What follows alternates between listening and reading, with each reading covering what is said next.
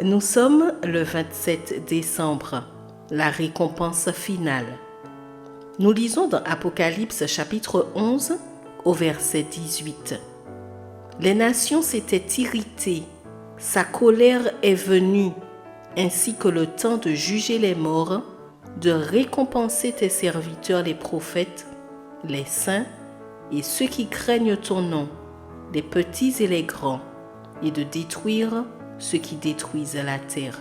Le chapitre 11 de l'Apocalypse résume le conflit entre le bien et le mal et oppose la colère des nations à la colère de Dieu. Les nations seront remplies de colère les unes contre les autres, contre Dieu et contre son peuple. La haine possédera les méchants avant la venue du Christ. Ils deviendront intolérants et vindicatifs. Cette colère contraste avec la colère de Dieu qui ne tolère pas la méchanceté et qui détruira ceux qui détruisent la terre. Sa colère se manifestera dans les 7 derniers fléaux et dans le jugement final qui suivra 1000 ans de bonheur pour les racheter dans le ciel. Lorsque nous les saints reviendrons sur terre, les méchants ressusciteront et tenteront de détruire la cité de Dieu, mais ils échoueront. Les fidèles seront récompensés par le prix le plus précieux, la vie éternelle avec Jésus. Dieu rendra justice sur les méchants qui avaient semblé triompher quand ses fidèles souffraient, étaient persécutés et s'en sortaient mal. Les méchants seront détruits comme du chaume.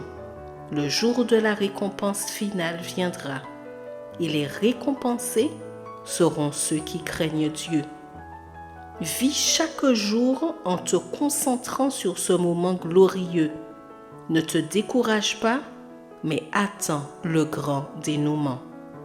Ellen White nous dit dans Premier écrit, chapitre Expérience chrétienne et vision, à la page 39, je cite: « J'ai vu le tendre amour que Dieu a pour son peuple, et je puis dire qu'il est incommensurable.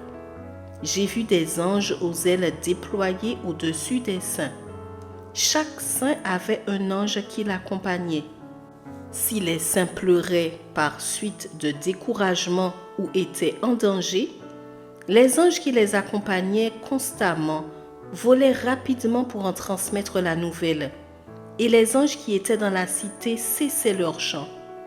Alors, Jésus chargeait un autre ange de descendre pour les encourager, veiller sur eux et s'efforcer de les retenir dans les 3 sentiers. Mais si les saints se désintéressaient de ce que faisaient les anges pour leur venir en aide, s'ils refusaient leur réconfort et persévéraient dans leurs égarements, les anges en éprouvaient de la peine et pleuraient. Ils portaient la nouvelle en haut, et tous les anges de la cité versaient des larmes. Puis, à haute voix, ils disaient « Amen ».